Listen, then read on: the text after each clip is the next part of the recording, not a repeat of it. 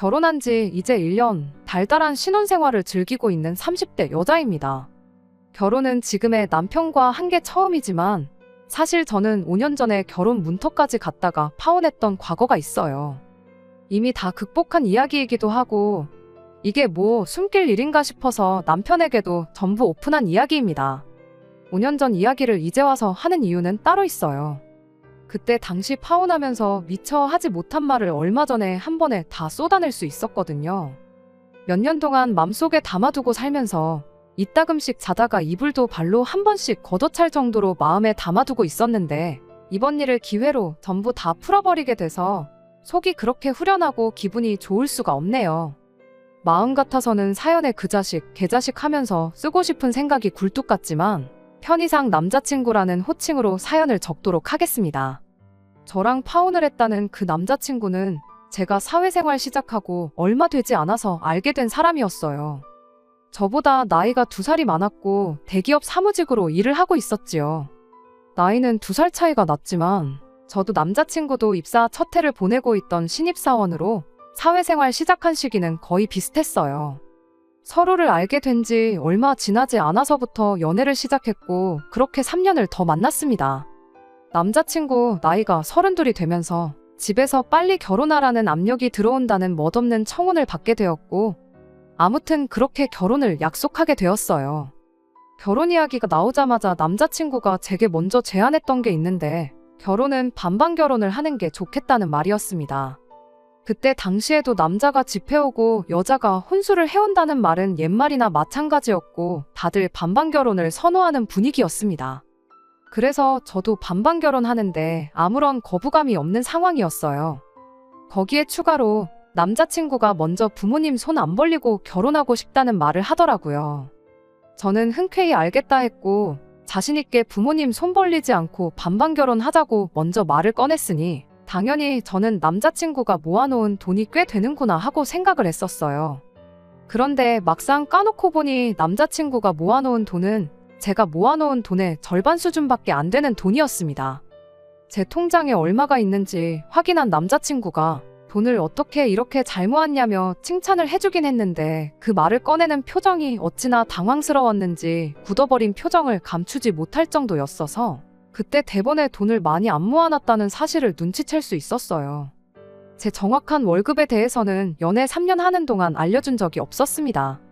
자기가 대기업 다니면서 월급 잘 받으니까 비교적 유명하지 않은 회사 다니는 제가 하찮은 월급을 받고 일을 한다고 생각을 했던 건지 아니면 자기 씀씀이만큼 저도 돈을 쓰고 다닌다고 생각을 한 건지 그런 부분은 말해주지 않았으니 잘 모르겠지만 하나 확실한 건 부모님 도움 없이 반반 결혼하자는 말을 꺼냈을 때 어느 정도 그런 생각을 가지고 있었을 수도 있겠구나 하는 생각이 들었어요.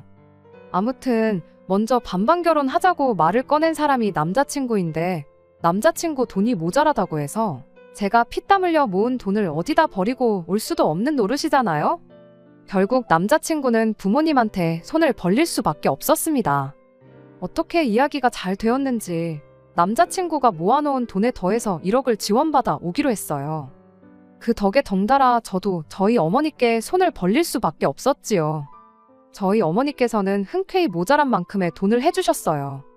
사실 아버지 돌아가시기 훨씬 전부터 해서 저 시집갈 때 되면 준다고 돈을 따로 모으고 계셨다고 하시더라고요. 그 액수가 꽤 큰 금액이었던지라 그 돈을 전부 다 받아오면 남자친구가 또 집에다가 손을 벌려야 할 상황이라서 딱 제가 필요한 만큼만 받기로 했습니다. 그렇게 2억 6천이라는 결혼자금이 생기게 되었는데 크다면 큰 액수지만 신혼집이며 신혼여행을 포함한 전반적인 결혼식 비용을 생각해보면 엄청 빠듯한 돈이었어요. 다른 걸 떠나서 집 문제만 생각해도 이미 벌써 돈이 모자란 느낌이더라고요. 저희 어머니께서 저 준다고 했던 돈을 다 받을 걸 그랬나 하는 순간도 있었지만 그 돈을 다 받았더라도 욕심만 더 커졌을 거라는 생각에 가지고 있는 만큼에서 잘 준비해 보려고 했습니다.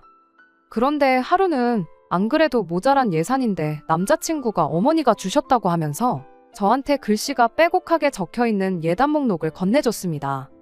일반적으로 받는 예단 품목들에 금이며 명품이며 아주 이것저것 적혀있더라고요.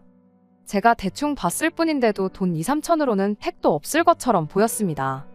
안 그래도 돈이 빠듯한데 상견례 때도 말 한마디 언급 안 했던 예단 목록을 이제 와서 건네주냐고, 그리고 반반 결혼하는데도 굳이 받으시려고 하는 이유가 뭐냐고 따질 수밖에 없었어요. 남자친구는 그런 제 질문에 친척들 눈도 있고 어머니 지인분들도 있고 그런데 보는 눈이 많아서 예단을 생략할 수가 없는 상황이라고 하더라고요. 상견례 때 아무 말이 없던 건 그때야 우리가 양가 도움 없이 결혼하기로 했던 상황이었지 않느냐고. 그런데 자기 부모님이 1억이나 되는 거금을 지원해준 지금 예단을 요구하는 건 당연한 절차가 아니겠냐고 하더군요. 그래도 우리 예산이 빠듯해서 집 알아보는 것만 해도 머리가 터질 것 같은데 예단까지 해가면 너무 힘들 것 같다 설명을 해줬더니 남자친구가 한다는 소리가 자기 주변에 먼저 결혼한 친구들한테 물어봤는데 우리보다 없이 시작했는데도 여자 쪽에서 예단은 다 해왔다더라 하면서 예단만큼은 포기할 수 없다는 굳은 의지를 보여줬습니다. 아들 결혼시키는데 지원을 해줬으니 본전은 뽑아야겠다는 소리로밖에 들리지 않았습니다. 그렇게 말은 하지 않았지만 당장 그 예단 해드리는 것보다 그 돈 돌려드리고 대출받아 이자 내는 게 오히려 더 싸게 느껴지더라고요. 그래서 남자친구한테 차라리 지원받아온 그 돈 도로 돌려드리라 했어요. 그냥 내가 모아놓은 만큼에서 당신이 모자란 만큼만 받아오라고, 그렇게 반반 결혼하고 예단은 생략하는 게 좋겠다고 솔직한 제 생각을 말했더니 남자친구는 그런 제 말에도 계속 엄마 체면 이야기만 꺼내더군요. 저랑 좀처럼 의견이 좁혀지지 않는 와중에 남자친구가 그제서야 짜증 가득한 말투로 한다는 소리가 자기가 돈을 그만큼밖에 모으지 못한 이유가 따지고 보면 너한테 있는 거라며 제 탓을 하기 시작했어요. 어처구니가 없더라고요. 남자친구 말은 이거였어요. 저랑 3년 연애하는 동안 데이트 비용으로 나간 돈이 어마무시하기 때문에 돈을 모을 수 없었던 거라고요. 남자친구가 모아놓았던 돈은 3천이었고 제가 모아놓은 돈이 7천이었습니다. 3년 연애하면서 데이트 비용으로 4천만 원을 썼다고 하기엔 가당치도 않은 소리나 마찬가지였어요. 데이트 비용, 칼같이 계산해서 정확히 반반을 냈던 건 아니지만 여태껏 저도 데이트 비용을 같이 부담했었거든요. 이따금씩 남자친구가 기분 내겠다고 전부 계산했던 적이 있지만 그럴 때면 저도 그 다음번 데이트에서는 제가 전부 계산하는 식으로 했었어요. 아무리 못해도 남자친구가 밥을 샀으면 커피는 제가 사는 식으로 꽤나 합리적인 데이트를 해왔었습니다. 그렇다고 저한테 뭐 몇백만 원, 몇천만 원 하는 명품 선물을 사줬던 적이 있던 것도 아니었어요. 암만 남자친구가 저보다 더 많은 비용을 부담했어 봐야 말 그대로 밥값하고 커피값 정도의 차이잖아요. 저희가 3년 연애한 기간이 일수로 1000일 조금 넘었어요. 그 긴 일수 동안 저희가 하루도 빠짐없이 매일같이 만나 데이트를 했다고 치고 남자친구가 밥 사고 제가 커피를 샀다고 쳐서 넉넉 잡아 남자친구가 저보다 하루에 3만 원씩 더 썼다고 쳐서 계산을 해봐도 그 금액이 3천만 원밖에 안 돼요. 여전히 1000만 원이 부족한 계산이죠. 그러니 남자친구가 데이트 비용을 내느라 저 때문에 못 모았다는 말은 말도 안 되는 억지밖에 되지 않았지요. 그런 건 계산도 안 해보고 저랑 데이트하느라 돈을 못 모았네. 지가 그때 얼마를 더 썼네. 이딴 소리를 하고 있으니 어이가 없었습니다. 결국 그날 예단에 대해서는 그렇다 할 합의점을 찾지 못했는데 집에 가서 어머니한테 이 사실을 알리니 어머니께서는 당신이 돈을 해줄 테니 그냥 해달라는 거 해주라는 식으로 나오셨어요. 어차피 저 결혼할 때 전부 다 주려고 했던 돈 그거 다 안 받아가지 않았느냐 하시면서 그 돈으로 해주는 거니까 걱정 말라고 하시는데 엄마 주머니 사정이 걱정돼서 그러는 게 아니라고 얼토당토 않은 계산법 운운하면서 어떻게 본전 찾아가려고 하는 게 뻔히 보이는데 원하는 대로 해주고 싶지 않은 거라고 했죠. 제 말에 저희 어머니는 괜히 해달라는 거 안 했다가 결혼 생활 내내 시댁에서 너를 고깝게 보고 싫은 소리 하고 그렇게 내버려 둘 바에 그냥 두 눈 꾹 감고 해달라는 거 다 해주고 제가 앞으로 생색을 내는 게 더 나은 방법 아니겠냐 하시더라고요. 어머니도 남자친구 집에서 하는 꼬라지가 마음에 안 들긴 하지만 돈이 없는 것도 아니고 어차피 제가 필요했으면 전부 다 저한테 줬을 돈인데 그냥 그쪽 집에다가 내 딸 앞으로 잘 봐주시라 뇌물 바치는 거라 생각할 테니 괜히 그걸로 스트레스 받고 그러지 말라셨습니다. 어머니 말씀에도 저는 도무지 이 상황을 이해하기도 싫었고 받아들이고 싶지 않았지만 결국 어머니의 설득 끝에 예단을 해가기로 했습니다. 이래저래 견적을 내보니 2,500 정도 들어가더라고요. 언짢기는 했지만 어머니 말대로 좋은 게 좋은 거 아니겠냐 생각하려고 노력했어요. 예단 이야기가 해결되니 남자친구도 남자친구 집도 더 이상 번거롭게 굴지 않았고 그 뒤로부터는 결혼 준비가 일사천리로 진행이 되기 시작했습니다. 그렇게 결혼식 날짜까지 다 잡히고 청첩장도 돌릴 만한 사람들한테 다 돌린 상황이었어요. 예단 문제로 티격태격하긴 했지만 남자친구랑도 더할 나위 없이 좋았고 제 첫 해외여행이나 마찬가지였던 신혼여행 생각에 한참 들떠있던 어느 날이었는데 언젠가부터 어머니가 안색도 안 좋고 평소랑 다르게 너무 쉽게 지치고 힘들어하셔서 어머니를 모시고 병원을 다녀오게 되었습니다. 그리고 그때 어머니가 간암 판정을 받게 되었습니다. 제 결혼이라는 경사를 앞두고 어머니가 간암이라는 사실을 알게 되니 세상이 무너지는 것 같았어요. 그래도 한숨 놓을 수 있었던 건 암이 그나마 초기에 발견되었고 초기라면 완치율이 높다는 사실을 듣게 되었기 때문입니다.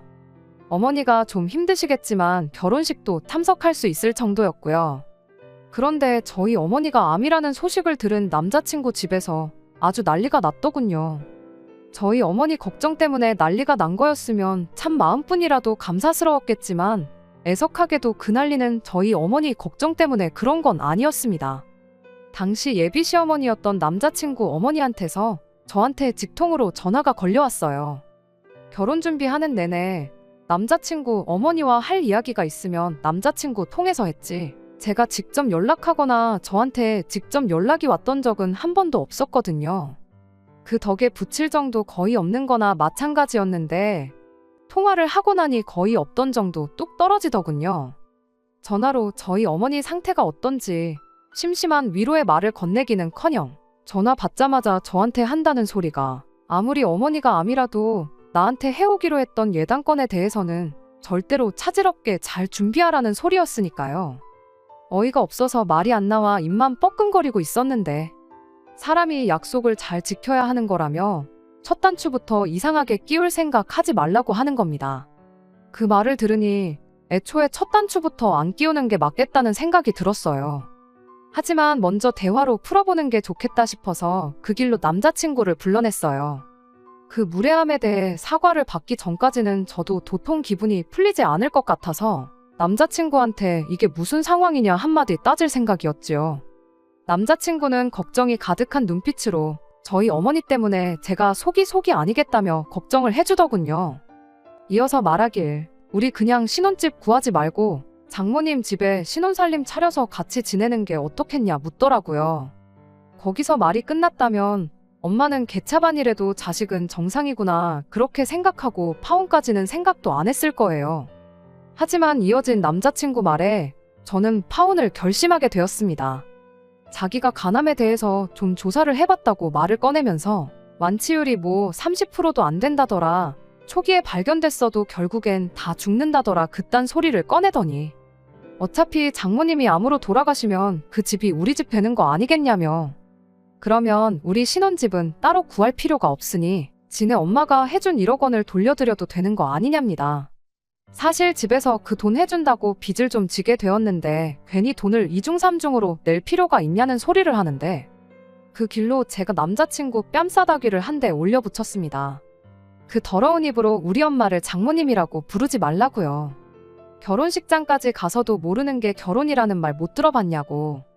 길게 말할 것도 없고 너네 같은 집구석하고 더 얽힐 생각 없으니 파혼하자고 했어요. 남자친구는 재미없다고 농담하지 말라고 하면서 처음엔 제 말을 못 믿는 듯한 눈치였지만 그 뒤로부터 오는 연락 다 무시해버리고 비행기표며 결혼식을 위해 예약한 것들 다 취소해놓고 그러니 그제서야 뭔가 잘못됐다는 걸 느낀 건지 저희 집 앞까지 찾아와서 잘못했다고 빌기 시작했습니다. 그간 만나온 정이 있으니 더 못 볼 꼴 보기 전에 더는 찾아오지 말라고 뭐 그렇게 매일같이 찾아와 사과하는 남자친구를 뒤로하고 파혼하게 되었습니다. 처음에는 저희 어머니도 당신이 괜히 아파가지고 딸 결혼이 날라갔구나 안타까워하셨는데 생각해보니 그딴 집구석에 우리 딸 시집을 보냈으면 죽어서도 편하게 눈을 못 감았었을 거라며 차라리 잘된 일이라 하셨어요.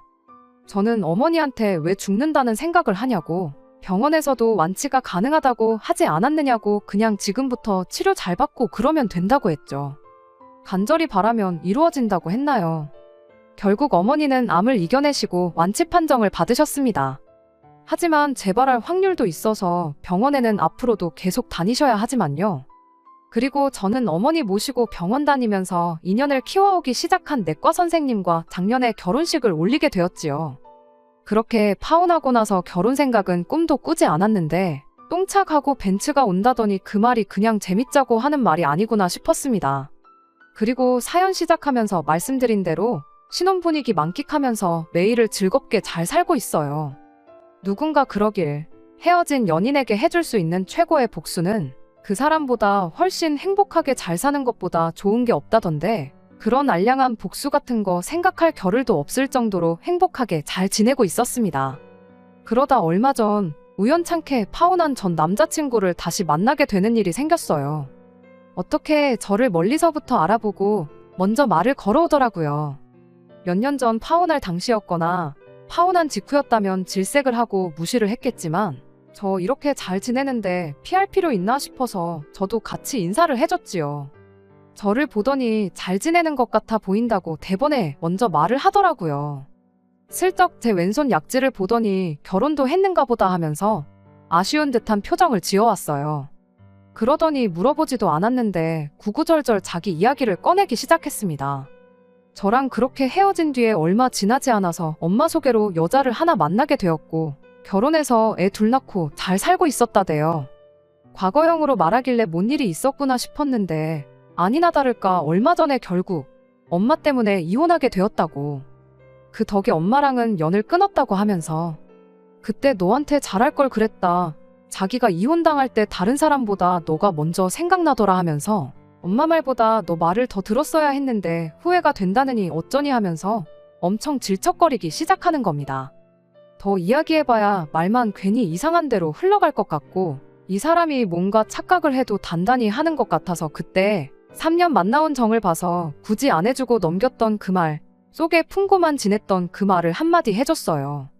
니네 엄마도 문제지만 니도 못지않게 문제가 있는 거 모르냐고. 엄마랑 연까지 끊었다면서 애엄마랑 다시 살림도 못 합치고 이러고 있는 꼴 보니 너는 아직도 너한테 문제가 있는지 모르는 것 같다고. 이렇게 나한테 옛날 이야기 할 시간 있으면 집에 가서 네 인생부터 돌아보고 자기 객관화 좀 해서 남 탓 좀 그만하라고 했어요. 제 할 말 다 끝내고 다음부터는 이렇게 우연찮게라도 만나지 않았으면 좋겠다. 마주치더라도 제발 나 모르는 척하고 그냥 네 갈 길 가달라 말하고 뒤돌아서 집으로 와버렸습니다.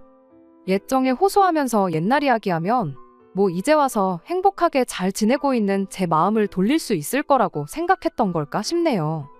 정말 다시는 꼴도 보기 싫은 사람과 재회한 건 짜증나는 일이지만 그때 마음 약해져서 해주지 못한 한마디 해줘서 그런가 속 하나만큼은 후련해졌네요.